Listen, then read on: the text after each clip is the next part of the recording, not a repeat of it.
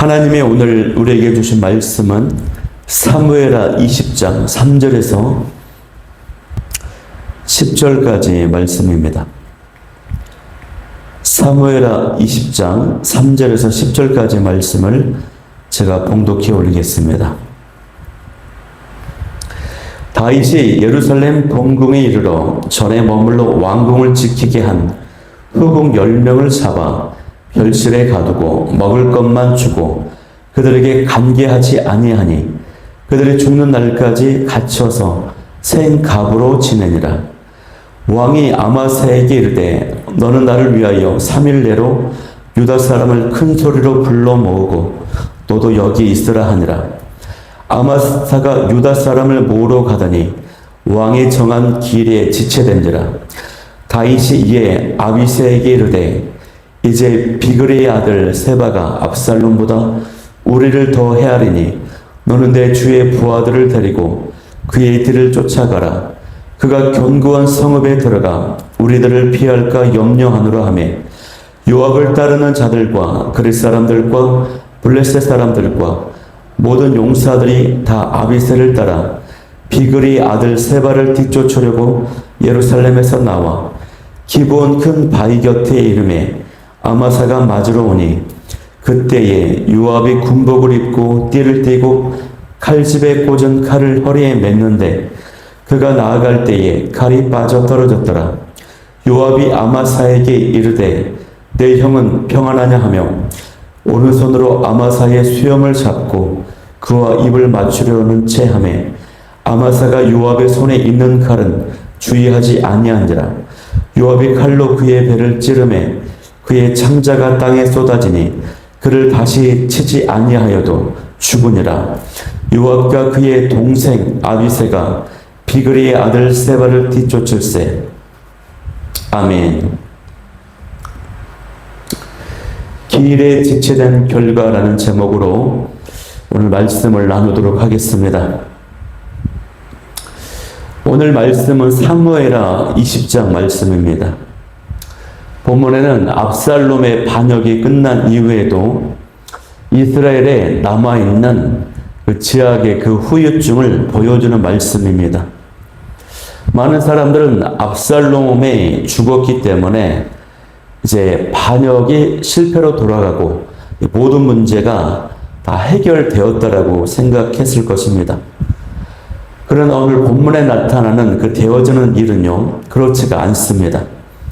죄는 멈추었어도 그 죄가 남긴 상처와 후유증이 계속 남아있어요. 어제 우리가 본문에서 살핀 것처럼 유다 지파와 이스라엘 지파 간에 다툼이 벌어졌고 이것 때문에 세바라고 하는 악한 사람이 등장해서 또 다른 반란이 시작되고 있습니다. 이 외에도 오늘 본문에는 세 가지 안타까운 사건들이 등장을 하고 있어요. 첫 번째 내용이요, 후궁들이 생갑으로 지내게 되었다라고 하는 내용입니다. 그 기록이 이제 3절의 기록인데요. 이 3절의 기록은 지난번에 압살롬이 반역을 했을 때 그 반역을 피해서 다윗 왕이 예루살렘을 떠나게 되죠. 그러면서 후궁 10명을 남겨두었습니다. 이 때문에 후궁들이 무고히 희생당하는 기록입니다. 다윗이 후궁들을 남겨둔 그 이유는 다시 예루살렘에 돌아올 것이다라고 하는 그런 분명한 증거를 남겨둔 것이었습니다. 그러나 예루살렘에 입성한 압살롬이 아히도벨의 계획을 모략에 따라서 자신이 왕이 되었다라고 하는 이 사실을 만천하에 드러내고자 후궁들과 동침을 하게 되죠. 대낮에 다윗의 후궁들과 동침을 합니다. 그래서 결과적으로 보면은 다윗 왕이 후궁을 남겨둔 그 결정은 좋은 결정이 아니었던 것입니다. 반란이 끝났습니다. 다윗이 예루살렘 왕궁으로 돌아왔어요. 그런데 레위기 20장 11절의 율법의 기록을 보면은 누구든지 그 계모와 동침하는 자는 그 아비의 하체를 범하였은즉 둘 다 반드시 죽일지니라고 되어 있습니다. 그러니까 압살롬이 다윗의 아들이지 않습니까? 후궁은 다윗의 첩이죠. 이 아들과 첩이 관계를 맺었기 때문에 이 후궁도 죽음을 맞이해야 되는 것이 율법의 규정이에요. 그러나 다윗이 죽이지 않습니다.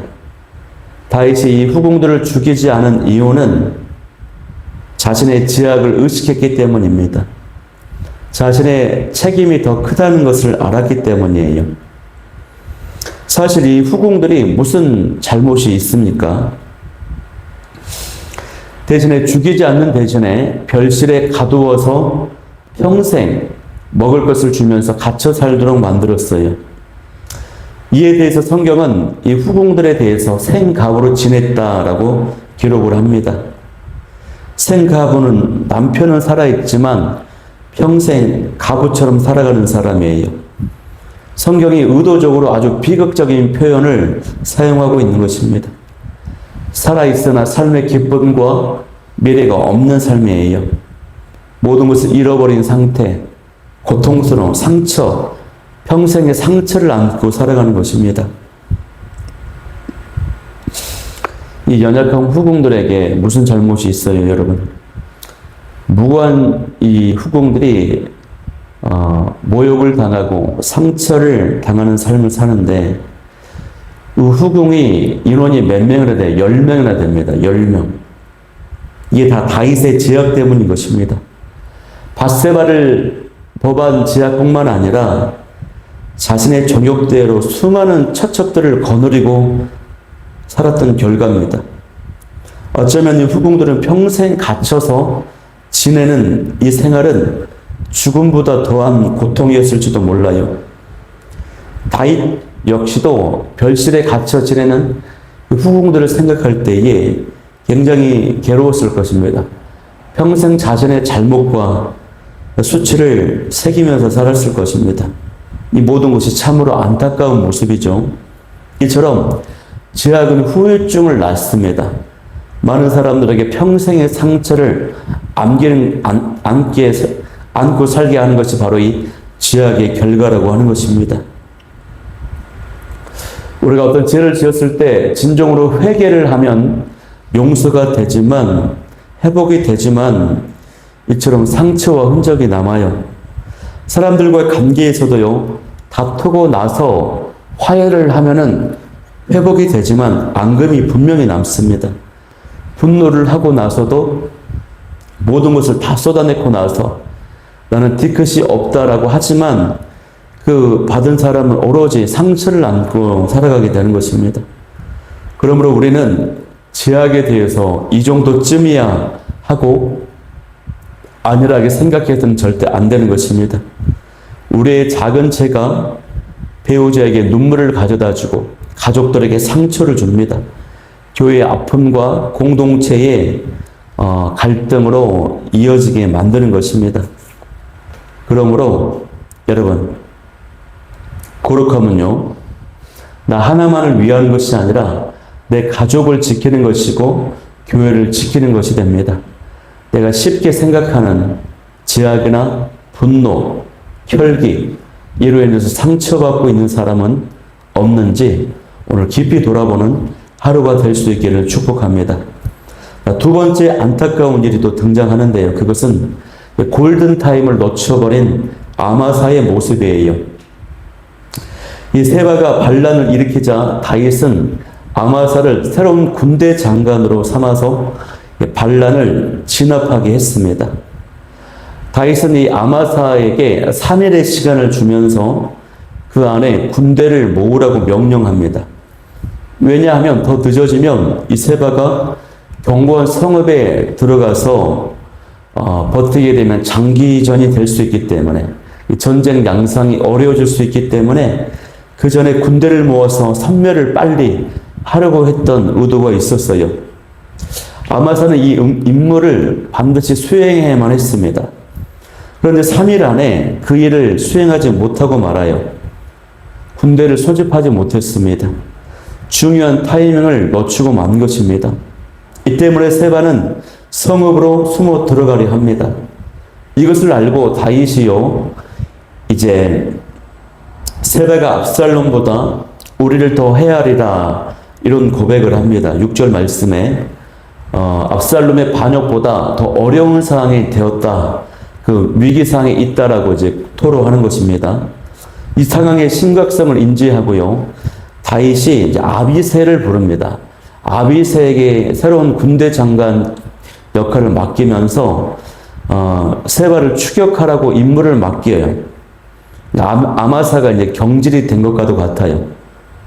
그래서 이 반란 진압이 굉장히 어려워졌는데, 5절에 나오는 왕이 정한 길이라고 하는 이 표현은 히브리어로 모에드라고 말을 하는데요, 하나님께서 정하신 시간, 약속된 때를 의미하는 단어입니다.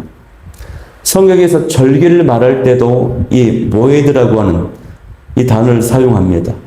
그러니까 단순히 늦은 것이 아니라 중요한 하나님의 정확한 타이밍을 놓쳐버렸다라고 하는 것입니다. 전쟁에서 이 시간이 얼마나 중요합니까? 속전속결, 타이밍이 굉장히 중요한데, 영적 측면에서도 이 하나님의 정확한 타이밍, 때를 지키는 것이 굉장히 중요합니다.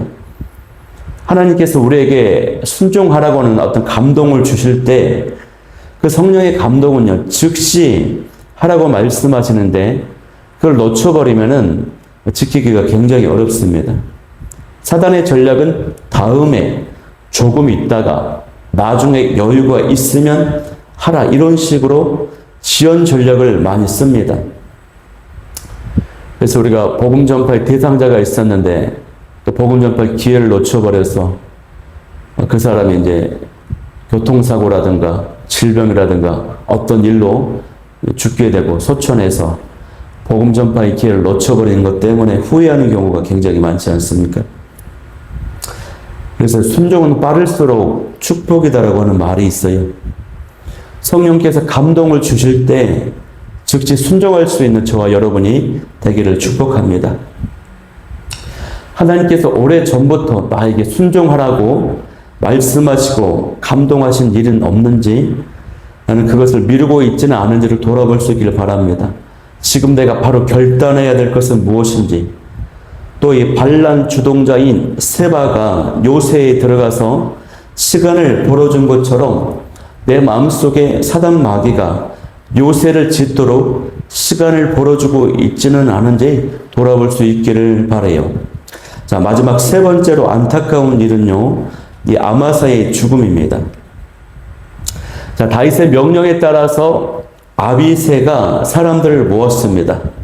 그 안에 요압도 포함되어 있었어요. 자, 예루살렘에 나와서 세바를 추격합니다. 기본 큰 바위 곁에 도착을 했습니다. 이때 아마사가 맞으러 나왔어요. 이때 요압이 맞이하러 나온 아마사를 만나서 인사하는데 잔인하게 살해를 합니다. 지난번에 요압이 아보넬을 죽였는데 아보넬을 죽였던 것처럼 동일한 방법으로 살해를 해요. 칼을 숨긴 채 내 형은 평안하냐라고 이렇게 입맞춤을 하려 합니다. 입으로는 축복을 말하고 친하게 안부를 묻는 척하면서 다가가서 실제로는 배를 찔러 칼로 죽여버렸습니다.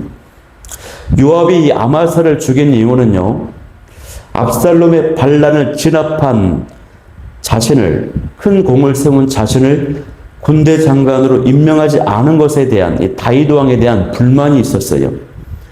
또 자신의 크나큰 정치적인 야욕 때문에 시기와 질투가 있었습니다.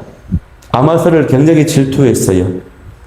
이처럼 요압은 하나님의 뜻보다는 자기 자리, 욕심이 큰 사람이었습니다.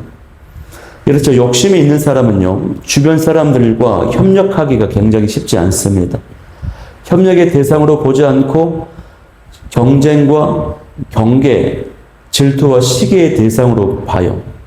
그래서 항상 관계를 파괴하고 공동체를 어렵게 만듭니다.